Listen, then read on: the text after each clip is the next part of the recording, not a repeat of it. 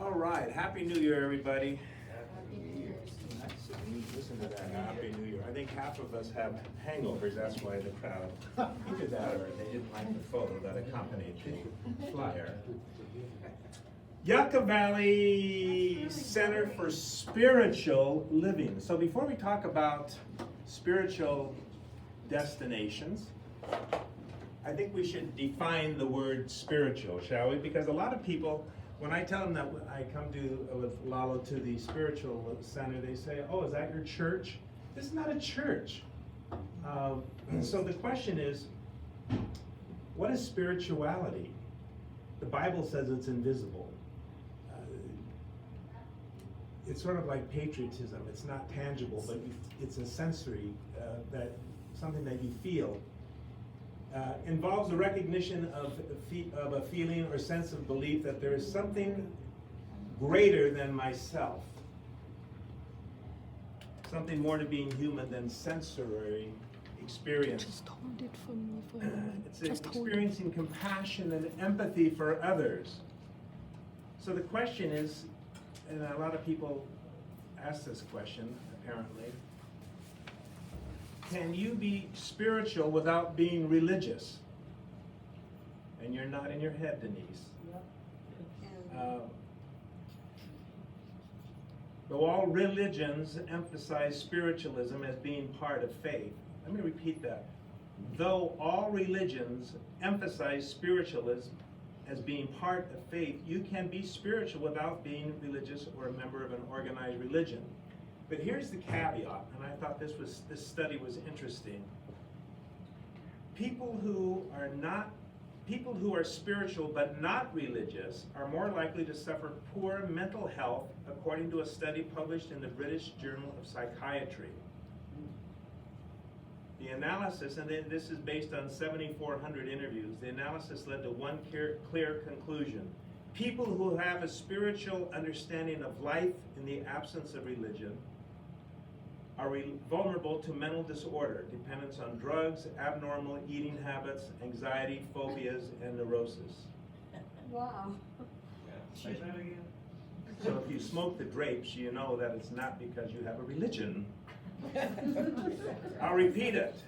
The analysis led to one clear conclusion. People who have a spiritual understanding of life in the absence of a religious framework are vulnerable to mental disorder, dependence on drugs.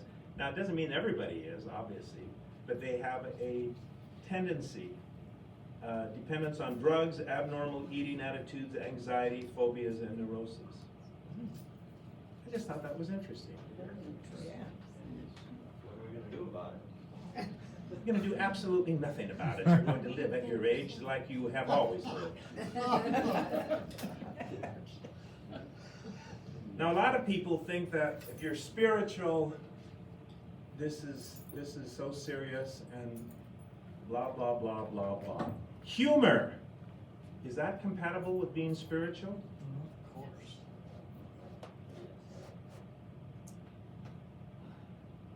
Most religions agree that humor and laughter are central to a spiritual life. Viktor Frankl, who survived Auschwitz, said that humor, more than anything else in the human makeup, can afford an aloofness and an ability to rise above any situation, if only for a few seconds. And those few seconds are the doors that let spirituality in. The Dalai Lama's photos are often show him laughing and smiling, giggling in interviews, and laughing on stage. And of course, the popular televangelist Joel Osteen, he famously begins his sermons with, I like to start with something funny. So you can have humor and still be spiritual. It's not, so many people think, oh, you're spiritual, okay, and this kind of thing. You know, but look, here's an example. My father passed away about, 7 years ago. And it took 5 years for me and Lalo to drive out to visit his grave. And he was buried in this memorial park. He was a World War II veteran. And his particular plot was at the very end of this massive cemetery. And it was the only place where they had oscillating sprinklers going on when we were there, right over his grave. And here we had brought, the American flag to post next to it and all these memorials and flowers, and we just wound up running back and forth to say a couple things, but we couldn't have time to sit and meditate over my father. Now Lalo, my dad had a very sharp, wicked sense of humor. And Lalo is I don't know, if you're psychic, you're a medium. And so he went there and he was down and all of a sudden he said, "Your father is sending me a strange message." And I said, "Well, what is it, Lalo? What is my father saying?" Lalo said, "You better leave, here come the lawnmowers." That made my day, because that was my father talking. And that was him saying, "Get the heck out of here." The whole ride back from Bishop that day, I was smiling because my dad came through. Just, so spiritualism can have that element. We're going to go quickly through our 9, we sat down, Lalo and I, our 9 picks for most spiritual. We've been to over 130 nations and emirates, principalities, kingdoms, and the like. We've been very blessed. You know, your song, Counting Your Blessings, wherever you are, Paul, was wonderful because it's so true. We count our blessings all the time. Some people work all their lives so they can retire and take that one trip. And we have been so many places. It's been a blessing. We don't take any of that for granted. And finally, I want to just say this. Our choices are subjective. Everything is subjective, right? I might like something and you might say no. Now that doesn't mean that I'm going to start with Las Vegas as one of the world's most spiritual places. We're going to start with the most obvious, and that is Israel. Take a look at this. This is the only one that had the flyer because it had all of our How do you trust you just jump us up here. You go like this. Okay. Bleib sitzen. All right. Classical journey to the Holy Land. You have here, the first time we went to the Holy Land. What's the matter? No, I can't. You cannot see? Yeah. Am I that wide at my age? First time we went to the Holy Land, it was on a cruise. And the cruise started in Greece and it went to Cyprus, etc. Our guide in Cyprus, after the tour, we sat down together at a bar and had an adult beverage. And she said, "Now, I understand that tomorrow you're going to Israel, is that true?" And I said, "Yes." And she said, "Have you ever been there before?" And I said, "No, we haven't been there before." And she said, "I don't care if you're a Christian, if you're Jewish, you're Muslim, if you're an atheist, you know that something important happened there 2,000 years ago." And I said, "That's how so?" The air is heavy with prayers. Everywhere you go in Israel, and in our opinion, is spiritual. And in those days, in my early 40s, I cared more about Donna Summer and the discos than I did about where Jesus walked. But I'm telling you, it's like you cry at every station, right? Have you been to Israel, Joanne? Yes. This is, by the way, Joanne Verville and her husband Dale. Joanne is a very renowned psychic. She is an author. She is a radio hostess. Joanne Verville is here. And this lady would make an excellent speaker. In any case, here we go. So for me, the most spiritual place in Israel, and there's so many of them, is the Garden of Gethsemane, which is there, overlooking the gate where the big return is going to be. Some of those trees, depending if you Google this, were there when Jesus went there to meditate when he was captured. And just being there and seeing these trees in the Garden of Gethsemane just does it for me every time. Lalo, what's your favorite place in Israel? Golgotha is Golgotha, the Church of the Holy Sepulchre, built on the mountain where Jesus was crucified.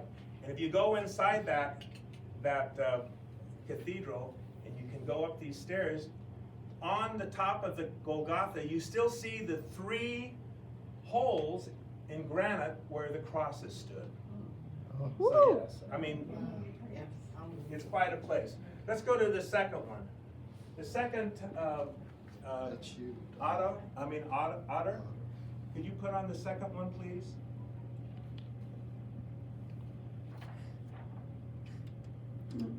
The one of me disrobing. That's good. Yeah, let's put it on there. That's all.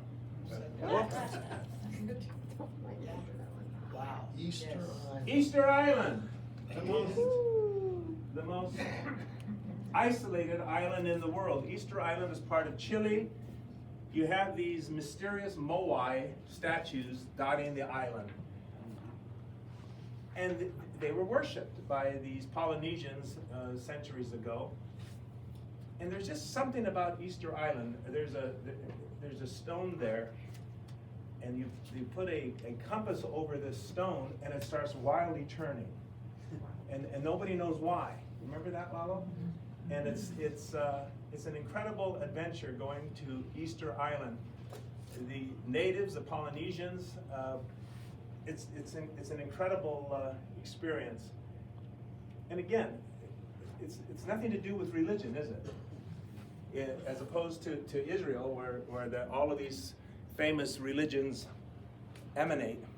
I always think when you go to Jerusalem, you can stand in front of the Western Wall, which is the holiest site for Jewish people. You have all these Christian sites. You can go to Nazareth and all, but in Jerusalem, and then just over the Western Wall, you see the Golden Dome where Abraham or Muhammad, apparently rose. Was it Muhammad?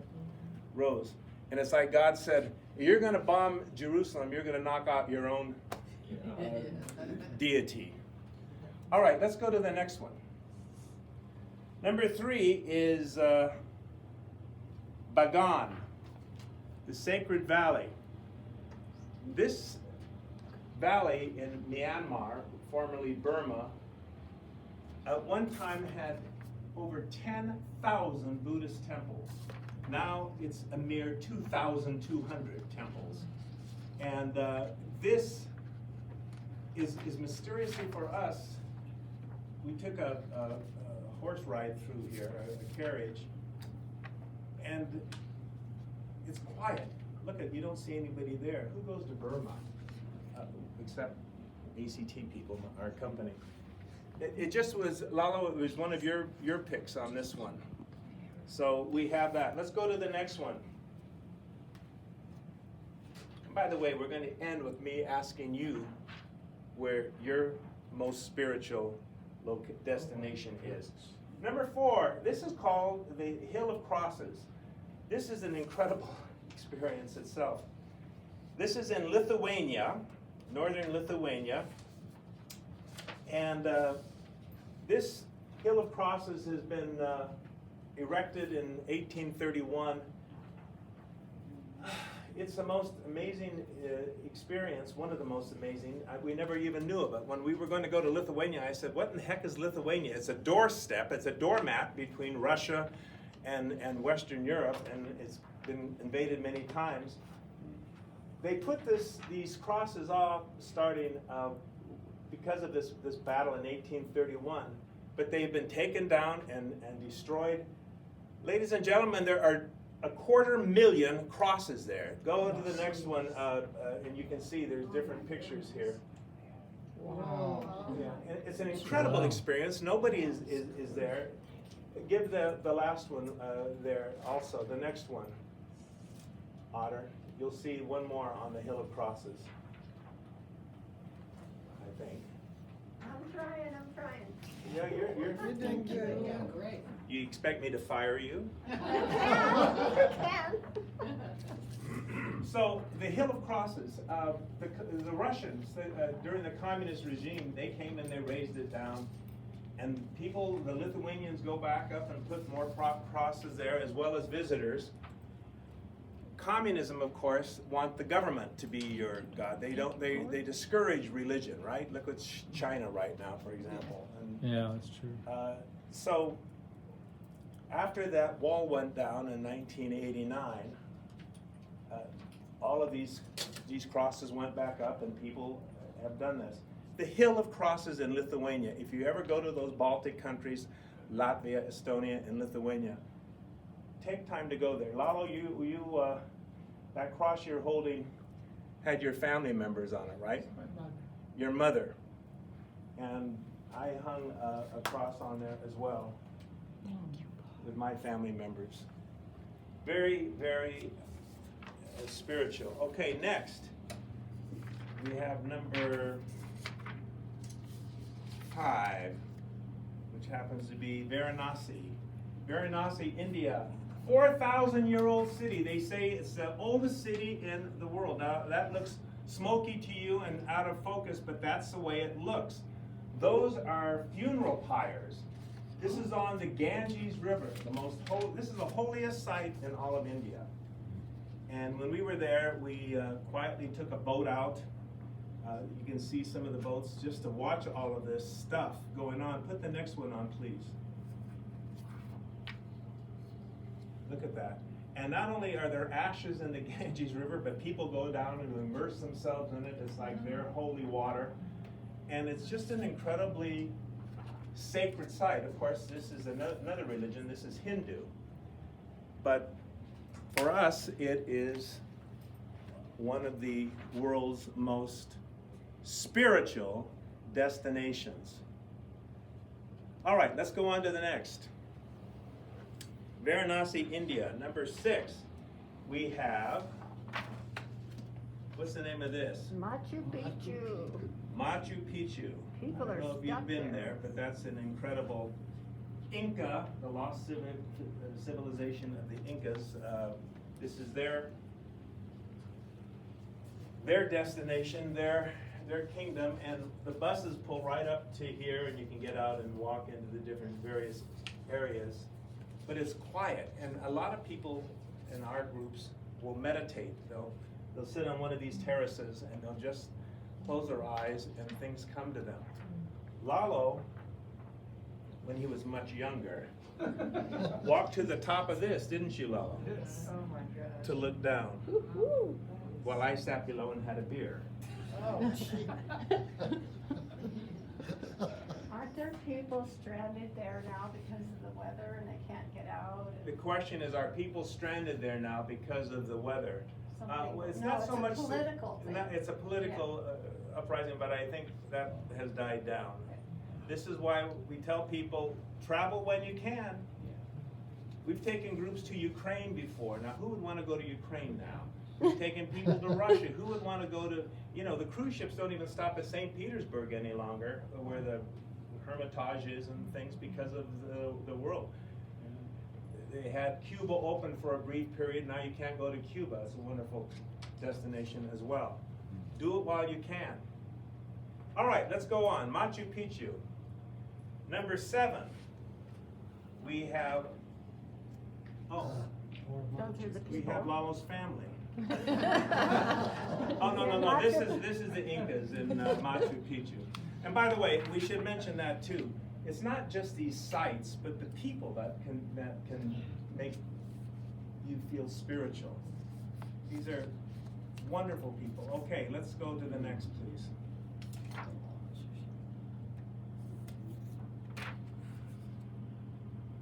Aha! This is Borobudur in Indonesia. This is on the island of Java, just hang a left at Jakarta. This is the world's largest collection of Buddha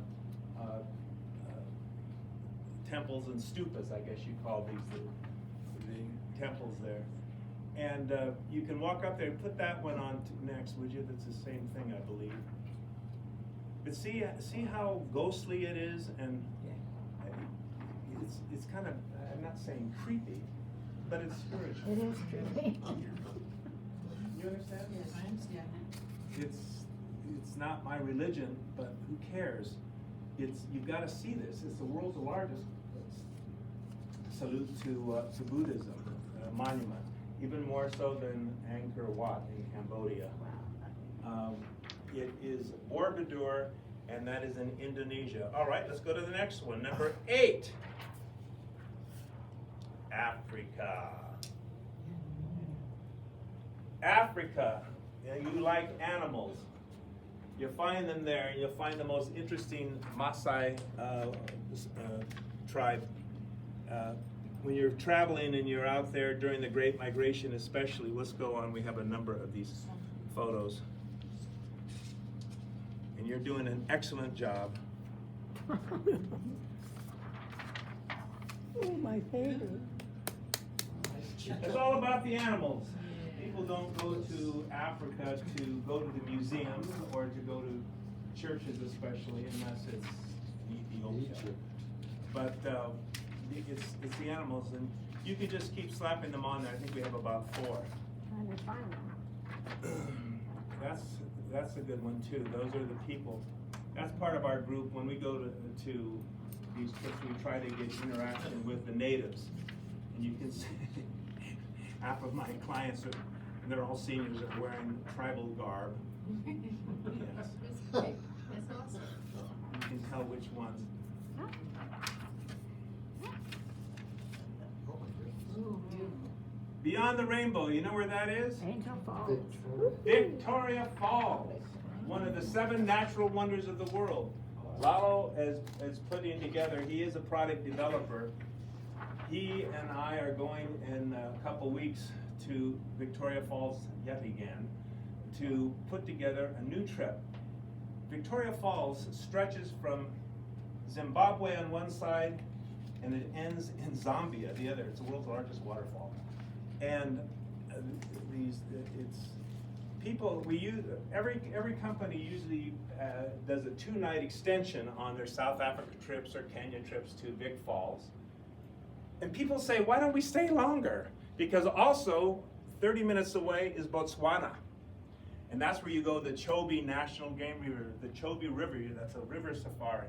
You can stop at Impalila Island, which is part of Namibia. So we are going in a couple of weeks to put together an Unpack Once program at Victoria Falls. And when we come back, if we come back alive, we will share our experience with it. But it's incredible, and we've had women and men, certainly not sexist, but we've had them, when they see Victoria Falls and they walk to the edge of it, they break down and they cry. Oh. It's that spiritual. It's that spiritual. So you've got Africa is wonderful. Finally, I've got to say, it's my personal most spiritual place. Are with lions? No. We're done with this. Let's go on to the next one, number 9.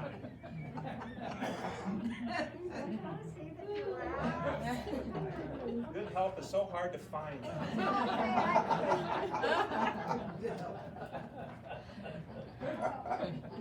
Come on, honey, Let's give snap Honor a garter. hand, okay? Yeah. Honor! Awesome. Don't do it until after the presentation. All right. My favorite place is my home. People say, Steve, what is your favorite journey? And I say the last 5 miles before I get home. Oh. This is Casa de Monte. It overlooks the valley. The man who built the airport, this was his home. He wanted it overlooking that. And you know, there's no place like home. Paul is going to be singing in a minute, Home on the Range. Where the deer and the antelope play, well, we've got coyotes and we have bobcats and we have every kind of bird, and you know this if you live here. I've got to say, Travel Magazine ranks Joshua Tree number 4 in the world's most spiritual places. Joshua Tree, blown over by it. This is outside of the patio, and this is what we see every day. We have coffee. And at night, you can take a look at Casa de Monte, and she's going to put that up. Oh. But you know what I mean? Home is where your heart is. And what is your heart but spiritualism? Yeah. Thank you, Otter. There's nothing left except. She's exhausted. I think her hair was brown before today. I've never worked in a casino. Casino has nothing to do with spiritualism. All right, now my question to you is, that was 9 spiritual destinations. Who can tell me what yours is? Joanne? Being a psychic, you would. I would say Jerusalem. Jerusalem. Have you been there? Yes. And Bethlehem. That's in Bethlehem we sang Silent Night and right over where supposedly the whole where Jesus was Where born. Jesus was born. Bethlehem, of Yeah. course, is part of Palestine now. But yes, the church in the Nativity is built right over that. The Holy Land it encompasses all of that, and that was very moving. Yeah. Oh, very. See, oral traditions were then. They didn't have a lot of writers, and Constantine sent his mother Helen to find out these places, including Golgotha and where Jesus was born. And it's all tradition. Very. That was that. Very moving. Anybody else? What is your favorite spiritual place? Locally, up the hill, Idlewild, Idlewild. and just east of Barstow, there's a place called Mitchell Caverns, where time stops. You look Mitchell at- Caverns, Joe is saying, You're time looking, stops. when you look out across the valley there, you're looking at basically millions of years. And there's a kind of a brownish small mountain right next to the caverns that was a plug that choked a volcano. And over the millions of years, the volcano's worn away, and the mountain is that plug that choked the volcano. It's got pinyon pines. The Native Americans, that was one of their places. And I was blown away. Middle of nowhere. Yes. Denise. The most spiritual place I've ever been was to Lourdes, and to be able to see the picture that was imprinted on the cactus cloth. Lourdes. Yeah, Our Lady of Lourdes. It's. What are you talking about? A picture? I haven't been there. A picture. I'm in the wrong country because I'm thinking Mexico. Is that France? France, Lourdes. France, Okay, which France. one's Mexico then? She's Oh. coming up. Probably Lao. Mexico. Is there a place where? Yeah, Our Lady of Guadalupe. France. Sorry, Guadalupe. wrong one. Yeah, Yeah. Guadalupe. And you see the picture that was actually put on the cactus cloth Wow. that he had to take to the bishop to ask to have a chapel built. It's astounding, and to this day, scientists cannot identify what the colors are made from. They were allowed a number of years ago to take a teeny little sample of them, and This sounds also like the Shroud of Turin, which we have seen. In fact, we have a life-size one framed in Malo's reading room. And then we went to interview the scientists, and they said, well, we don't know how that got on there, but we carbon dated the end of it, which to the Middle Ages, so it might be a forgery. But here's a caveat: the Middle Age, there was a huge fire in the Middle Ages, and that's the part that they tested. They can't test the other part. They do know that the cloth is from the Middle East and all that. Wow. But this is the Lady Yeah. of Guadalupe. it was just amazing. And we went there on December 8th, which was the day of Our Lady, and the tour guide says you'll never get in, and we walked right in. It was just a miracle because everybody comes from hundreds of miles on their knees and walking, and it's just the most amazing thing. Well, the bottom line is spiritualism. Again, the Bible, you found this out the other day researching it. They describe it as indivisible. It's not a tangible thing. You feel it. It's a feeling. It's like an assault on the senses, and you know it when you have it. And I have nothing else to say except for Paul, are you gonna play Home on the Range that we can all sing to? I would like you all to sing with me on that. Oh. Thank you. Thank you. Good job.